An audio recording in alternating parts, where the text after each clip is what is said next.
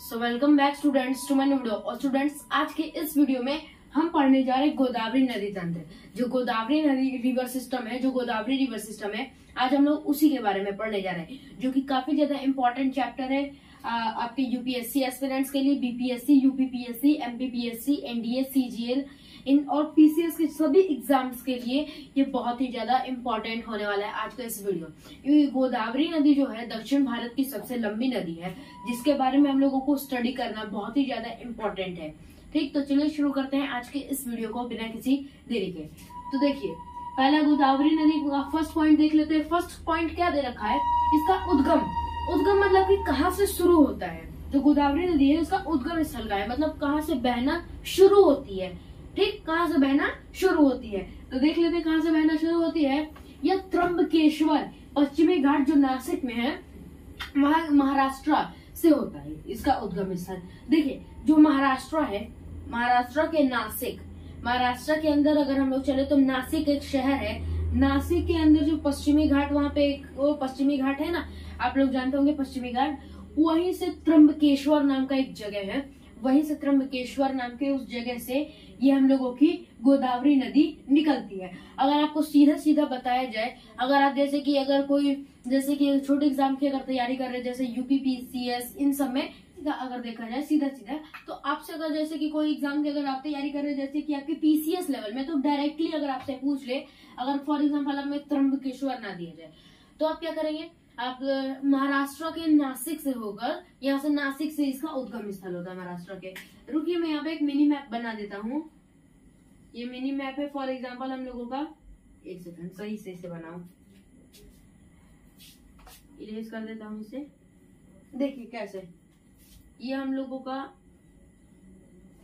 ये गुजरात हुआ,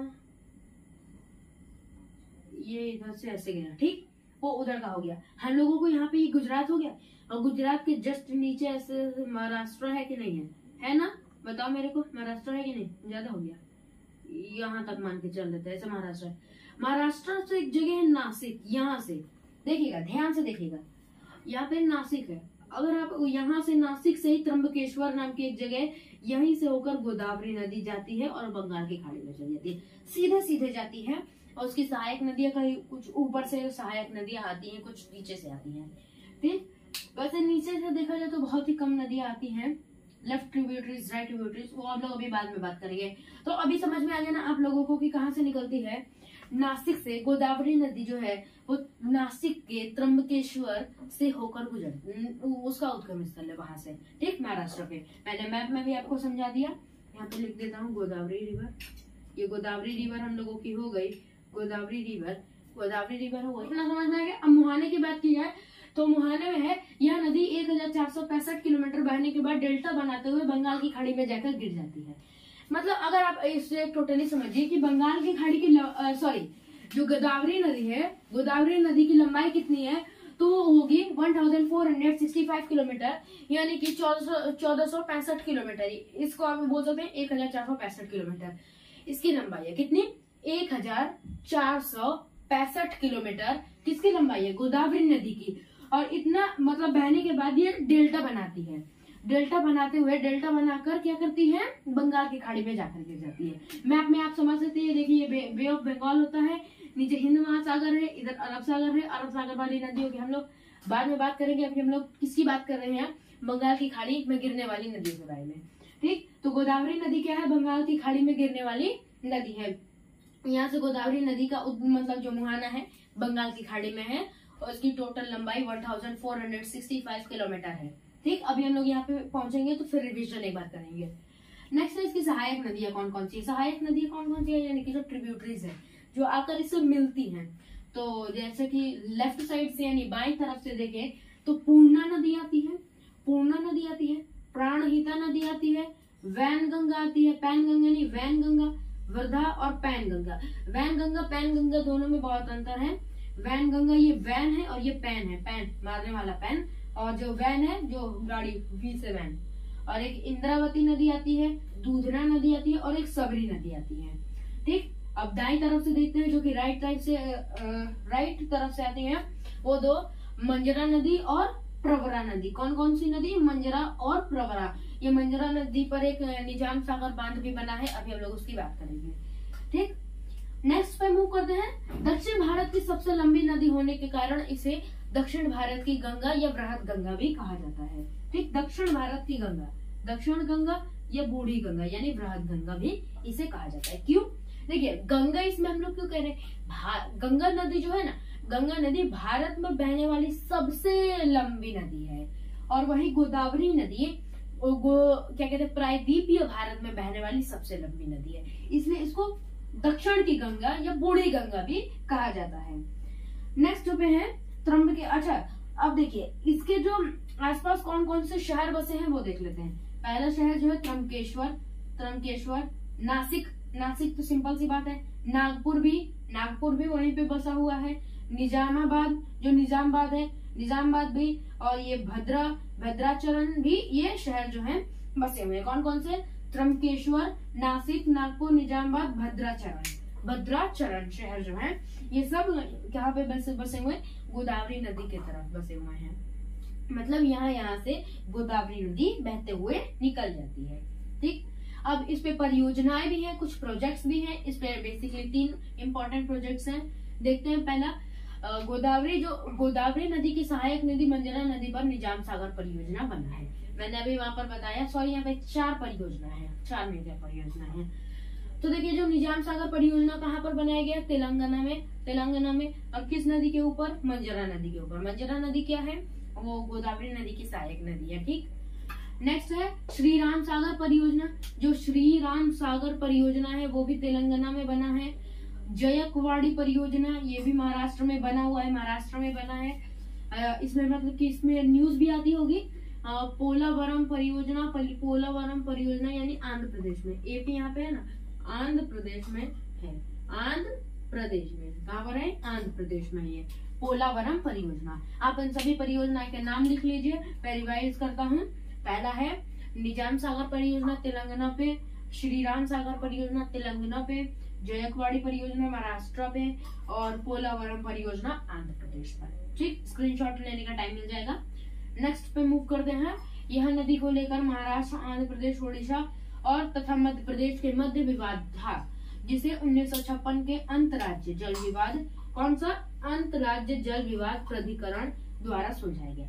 देखिए, नदियों को लेकर विवाद भी होता है। आप जैसा कि जानते हैं, आप लोग तो जानते ही होंगे, जो नदियों को लेकर विवाद जरूर होता है कि उसका पानी हमको इतना चाहिए, हमको ज्यादा चाहिए, इसलिए इनमें विवाद हो जाता है। तो गोदावरी नदी को लेकर कौन कौन से राज्यों में विवाद हुआ था? महाराष्ट्र में हुआ था, आंध्र प्रदेश, उड़ीसा, मध्य प्रदेश, इन लोगों के बीच में विवाद था, जिसे 1956 में यूपीएससी में इससे क्वेश्चन बन सकता है। यूपीएससी में, मैं डायरेक्टली यूपीएससी की बात कर रहा हूँ। ठीक, क्योंकि ये इम्पोर्टेंट है और इस पे आपको दे देगा कि क्या विवाद में जो सुलझाया गया वो क्या सही था। आपको इसको कमेंट में बताइए।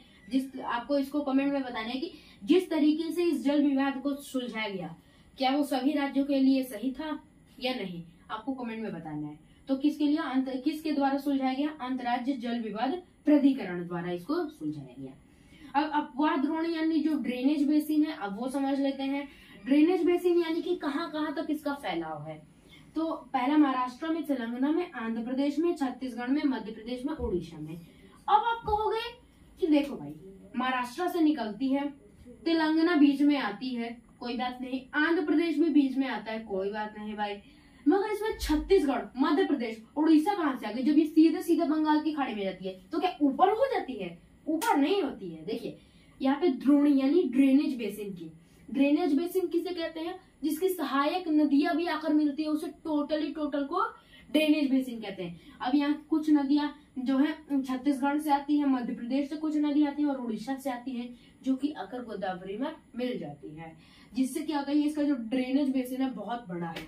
ठीक, तो क्या है, आप इसे ड्रेनेज बेसिन याद कीजिए। महाराष्ट्र, तेलंगाना, आंध्र प्रदेश, छत्तीसगढ़ और आपका मध्य प्रदेश हो गया, ओडिशा हो गया। ठीक, ये 6 राज्यों में है, 6 राज्यों में है ना। Okay, clear. अब हम लोग इसका जो मैप है, मतलब कि कैसे इसका जो मैप है ड्रेनेज बोल रहा हूँ, इसका जो टोटल मैप है अब हम लोग यहाँ पे ड्रॉ करेंगे। उसके बाद एक बार इसे रिवाइज कर लेते हैं। देखिए इसका उद्गम स्थल कहाँ है, त्र्यंबकेश्वर के पश्चिमी घाट यानी त्र्यंबकेश्वर के नासिक से इसका होता है उद्गम स्थल। इसका मुहाना है 1465 किलोमीटर। बहने के बाद ये जाकर बंगाल की खाड़ी में जाकर गिर जाती है, अपने पानी गिराती है। अगर बाईं तरफ से देखा जाए तो इसे पूर्णा नदी, प्राणहिता नदी, वैनगंगा, वृद्धा, पैनगंगा, इंद्रावती, दूधना, सबरी नदी आकर इससे मिल जाती है। दाईं तरफ से सिर्फ 2 नदियां आती हैं, मंजरा और प्रवरा। और ये दक्षिण भारत की सबसे लंबी नदी होने के कारण इसे दक्षिण की गंगा या फिर वृहद गंगा भी कहा जाता है। बूढ़ी गंगा, वृहद कहो या बूढ़ी कहो, कोई गलत बात नहीं है।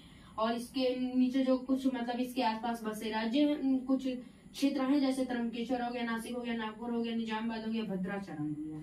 ठीक, इस पे जो परियोजनाएं हैं, निजाम सागर परियोजना है, श्री राम सागर परियोजना है, जयकवाड़ी परियोजना है, पोलावरम परियोजना है। इसको लेकर मध्य प्रदेश, महाराष्ट्र, आंध्र प्रदेश, उड़ीसा, मध्य प्रदेश के मध्य में भी विवाद हुआ था।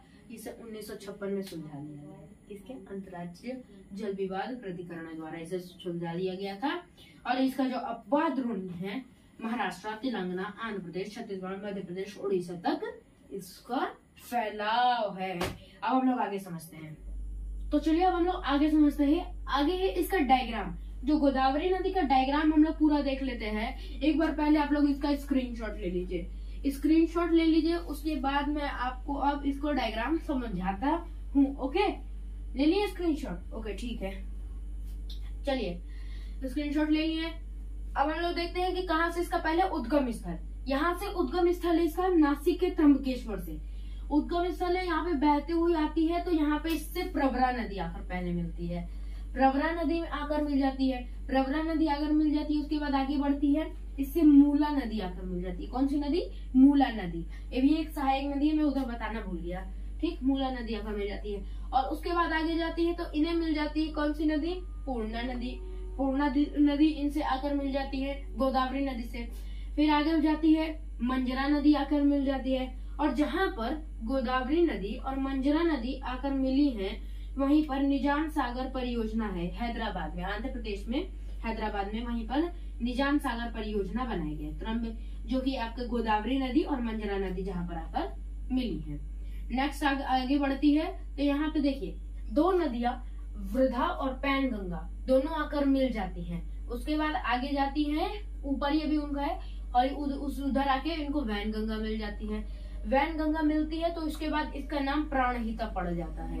प्राणहिता इसका नाम पड़ जाता है। जब ये दोनों आकर मिलती है, इसका नाम हो जाता है पैनगंगा। ओके, अब प्राणहिता नदी जब आकर मिल जाती है, तो ये जहाँ पर प्राणहिता नदी आकर मिली है गोदावरी नदी से, वहीं पर कालेश्वर बांध भी बनाया गया है। तेलंगाना में ये कालेश्वरम बांध है। उसके बाद गोदावरी नदी आगे बढ़ती है, इन्हें इंद्रावती नदी मिलती है। कौन सी नदी? इंद्रावती नदी। इंद्रावती नदी आकर मिल जाती है। उसके बाद ये आगे बढ़ती है, इनको सबरी नदी मिल जाती है। कौन सी नदी? सबरी नदी आकर मिल जाती है। और उसके बाद सबरी नदी आखिरी नदी है। इसके बाद ये आगे चली जाती है। राजमुंद्री नाम की एक जगह है आंध्र प्रदेश में, उसी के पास डेल्टा बनाते हुए बीओबी में जाकर यानी बंगाल की खाड़ी में जाकर अपना पानी गिरा देती है। तो यहीं से हम लोग त्र्यंबकेश्वर से शुरू हुई और बंगाल की खाड़ी में जाकर गोदावरी नदी गिर गई। ठीक, तो आज का चैप्टर यहीं पर खत्म होता है। अगर आपको वीडियो पसंद है तो लाइक कीजिए वीडियो को, चैनल को सब्सक्राइब कीजिए। मिलते हैं अगले वीडियो में, तब तक के लिए बाय, थैंक यू।